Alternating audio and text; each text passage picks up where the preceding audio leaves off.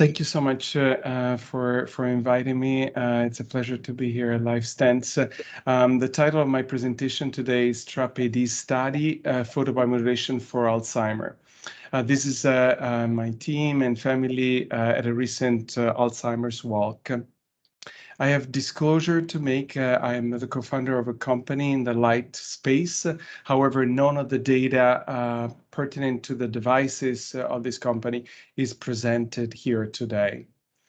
So light and brain function, it seems like a fairly foreign concept. However, I ask you to follow me and backtrack a million years ago when our predecessors had a steady increase in their brain volume. A linear increase up to 2 million years ago. At that point, something extraordinary, something unexpected happened. Which is that our brain volume skyrocketed, and there was really an exponential growth. It's still a mystery this day what might have happened 2 million years ago. However, some scientists are hypothesizing that the reason why we had this turn in brain growth was the fact that our predecessor lost their body hair. And that allowed them to absorb more sunlight, which in turn allowed to energize our brain and increase the growth of the brain. Well, if that's the case, could we then leverage light these days? Could we use the light to regrow the brain in case of neurodegenerative disorders? Now, that leads us into what does the light do to the cell? What does it do to our brain cells? So what light are we talking about, first of all? We're all familiar with the wavelengths that are absorbed by plants. We are familiar with the use of bright light therapy for treating depression, for instance. We're familiar with UV, with their controversial effects because they also are mutagenic. The interesting part is that the light that we can use to leverage a brain function is safe light. It's below the visible, it's infrared light. What is also important to notice is that when you go from the visible to the invisible spectrum, you have a lower absorption by pigments that are found in the skin, which leads to, therefore, better absorption from the brain, better penetration to the brain. Here again, you see the pigment where the absorption decreases as you go to these better wavelengths of light. And you can see here the water absorption. So there is an optical window of wavelengths that are ideal to penetrate to the brain.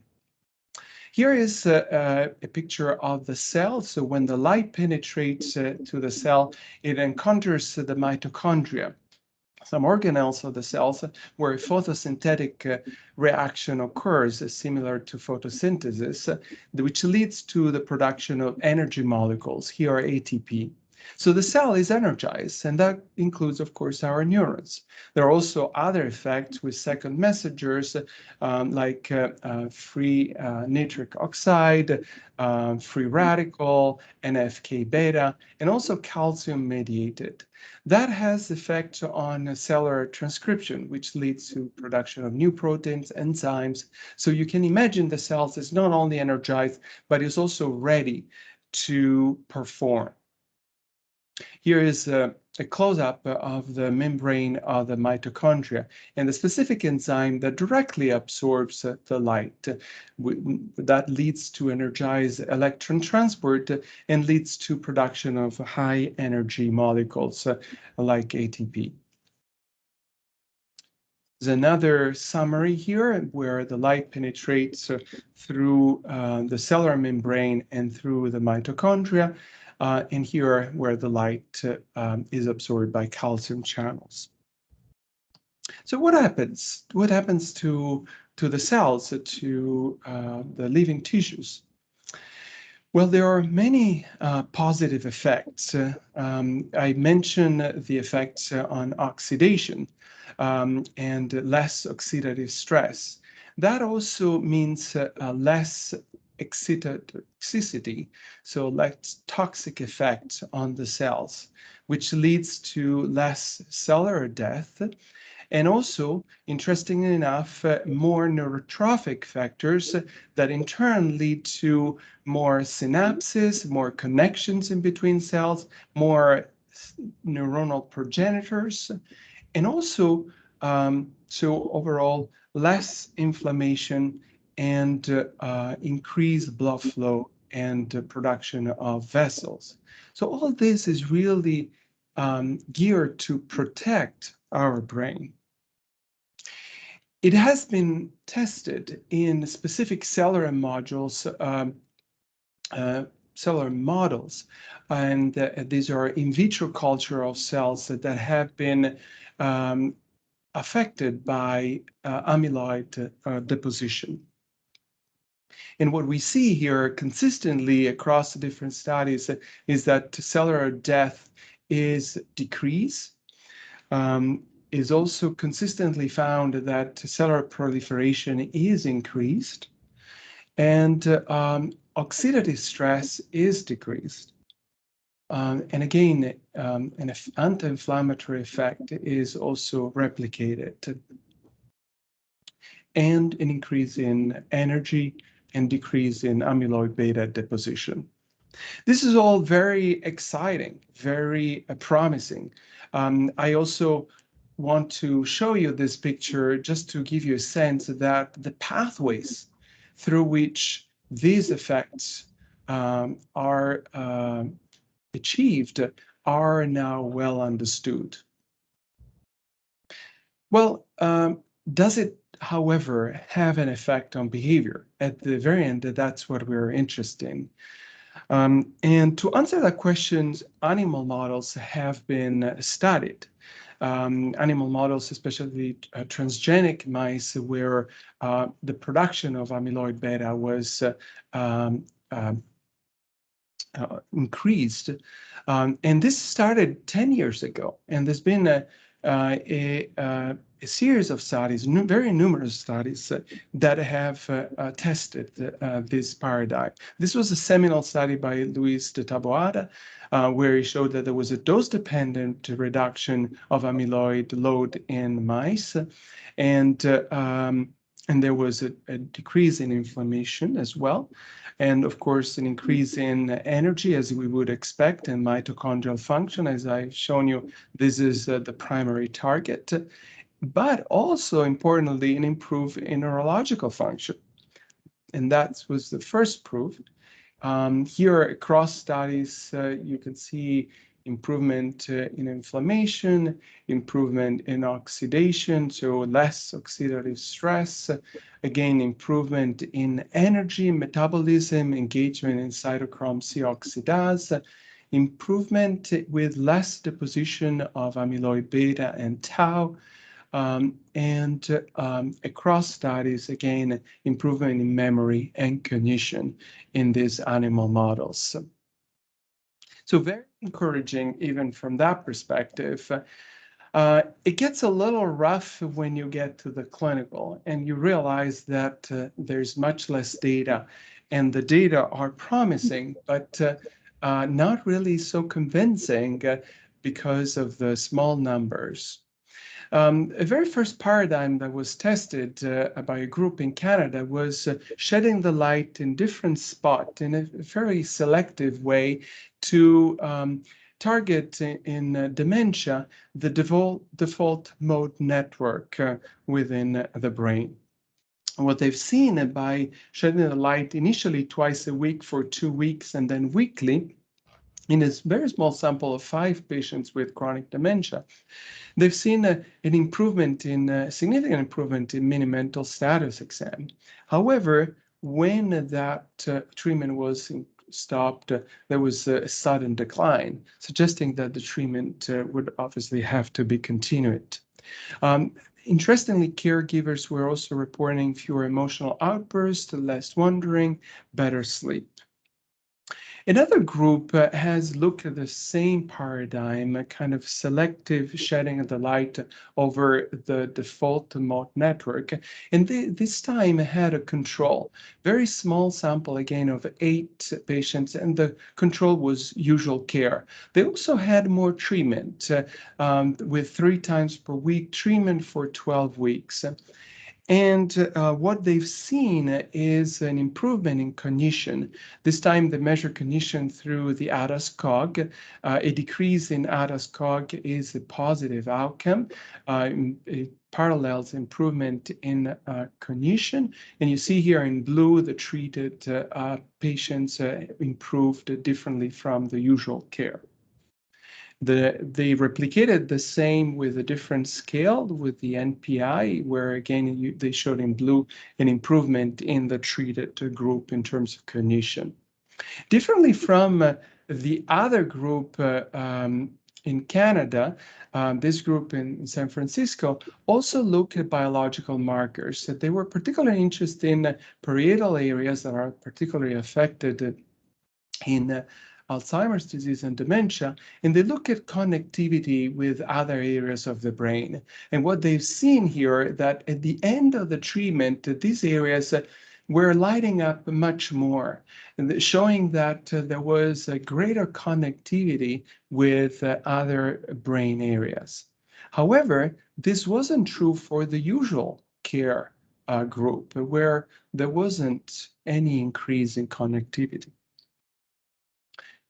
A third group in Philadelphia has adopted a different paradigm, kind of the helmet type, where they've shed the light all around the head.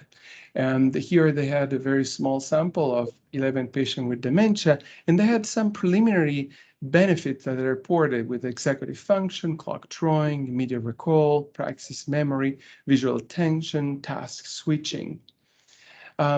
They only treated for 4 weeks, but daily. The same group in Philadelphia recently presented at a meeting that I attended, the PBM 2021, and they presented on a larger sample, this time of 60 subjects, and this was a sham control study with a similar device. And what they shown was striking. Patients that were treated remarkably improved their clock drawing skills. This is an example. Here, another example, you can see how they were able to have a better shape of the clock, put the numbers in. However, the benefits were not seen in examples of sham-treated patients. When I look at the mini-mental status exam, they clearly saw a significant change from 22 average to 27 in the treated arm, which was, as I said, significant, however, not in the placebo arm. The other group in San Francisco also presented at PBM 2021, so I'm really glad I was there. They presented this time in a more rigorous sham control study, although still with a very small sample. And they looked one more time at the ADAS-Cog, and they replicated the improvement in cognition in the treated group compared to the sham group that had, if anything, a slight worsening of cognition. But this time they also looked across different markers, both plasma and cerebrospinal fluid markers, both of tau proteins and amyloid beta protein. And what they've seen is consistently there was an improvement in the blue treated groups in their markers. And this wasn't the case for the red mark group, which was the sham group. So very encouraging overall finding both in the imaging markers and other biological markers of disease. But yet overall small samples. These were just the individual plots in the last study I've shown you. And obviously there are some patients that do not improve, which is unfortunately expected for any treatment. I want to show you kind of a plot to give you a sense of where is the field when you consider parameters that define what transcranial photobiomodulation or transcranial near-infrared light therapy, what we are doing, what I've been talking about until now. You realize that there are different combinations of surface, how extended should be the surface, or irradiance, intensity of the energy, or total energy per session. And many of these combinations have not been tried, but they have been tried for other diseases, for instance, for major depressive disorder. Some of the studies that I have shown you are here reported, and these are combinations that have been tried so far. We have focused at Mass General Hospital and New York University on a different dose, and this is what we are trying in our study with an average irradiance of 300 milliwatt per square centimeter. That's intensity. And the reason why we have chosen this is because we've proven the target engagement of brain function. We've proven that this light at these parameters can increase cerebral blood flow. And here in this diagram, you see this spike in orange is a spike in cerebral blood flow during treatment. And here you can see it both during treatment and in yellow after the treatment compared to blue before the treatment. Increases cerebral blood flow means more oxygen, more energy, and it's a sign that we can modulate positively brain function. And by the way, this was not true in the sham column in our prior studies and was not true with other type of parameters. So we went about with an extensive team here at Mass General and Nathan Klein Institute in New York and New York University with Dan Yosifescu and Ricardo Osorio to investigate how this dose could help patients with Alzheimer's disease. And this is indeed our TRAP-AD study. This is the device we used. What is novel here is that we were able to launch a very large study for the first time with a sample size of 125 subjects to better answer the question about how efficacious is this light. We use a dose that is proven to engage brain function, as I just showed you. And also, we're shading the light with laser. It's a more potent way to, but still very safe way to modulate brain function. And we do it on the skin, on the forehead, where penetration is likely better. Also, we are very geared to the clinical. That's what our primary outcome is, and that's where we were funded by the National Institute of Aging and by the Alzheimer's Association to answer a clinical question. Is this going to improve cognitive function in patients with amnestic mild cognitive impairment or with mild dementia? And of course, we are very geared to safety, although the FDA also have shown that these are non-significant risk devices, so they are safe devices. But we'd add biological data. We're interested in tau burden, we're interested in mitochondrial function, and cerebral blood flow. This is again the distribution of the sample across the sites. And this is the structure of our study. We do neuropsychological testing and screening at the end of treatment and at follow-up. We want to know what happens after the treatment is stopped 3 months later. Are these benefits going to be sustained? Does this treatment need to be maintained in order to maintain the effects? We also look at the MRI and PET, the imaging, as I told you, at baseline to stage and understand brain function. We randomize subjects and we deliver treatment 3 times per week for 8 weeks. So again, primary endpoint clinical through the error bands. I already mentioned our interest in the staging with tau burden, understanding the engagement of cerebral blood flow, and understanding collateral symptoms like insomnia, anxiety, mood. Could this be helpful broadly and not just for cognition? Inclusion and exclusion, we include participants that are at least 65-year-old that have mild cognitive impairment or mild dementia as defined by the CDR and FAST. And they have to be willing to participate, able to consent, and have a high school diploma at least.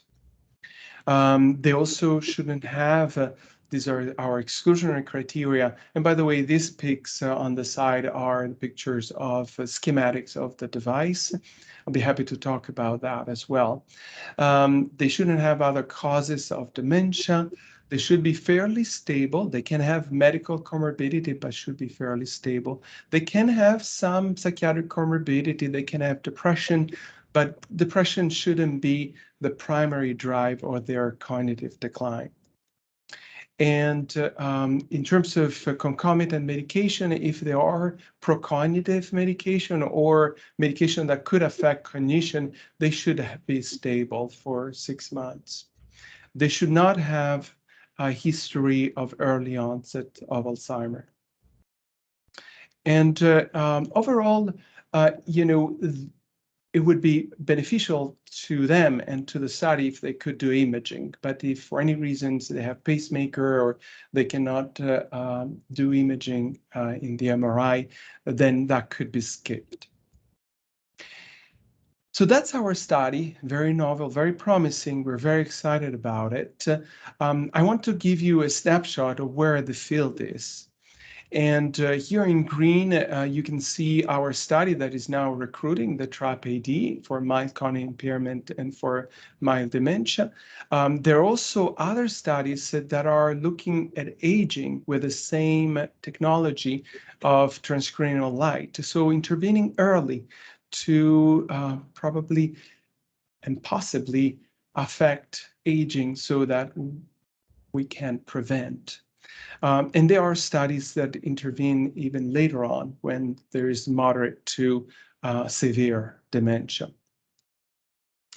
In conclusion, you might be familiar already with these projections in terms of what is expected in terms of Alzheimer's dementia. About 10 million of Americans are expected here in black to have Alzheimer's dementia by 2060 if nothing is done. What is promising is that this type of intervention is amenable to different stages of the progression of the disease. If we intervene when a mild cognitive impairment has been diagnosed, we could reshape with transcranial infrared light the curve by interfering with the progression here in blue from mild cognitive impairment to dementia. And if we intervene early on, like some studies are trying to do now with transcranial infrared light, we could potentially intervene by lowering the deposition here in red of amyloidosis or beta amyloid, and therefore dramatically reshaping the curve of prevalence of Alzheimer's dementia. And similarly, lowering the risk of progression of from healthy asymptomatic status to mild cognitive impairment. So this is, again, my team. I'm very thankful to Kayla, Julie and Maya. They are the backbone of our team, the Massachusetts General Hospital Photobiomodulation team. And I want to thank you all for paying attention. And this is our contact informations and our media if you are interested and want to follow us. Thank you.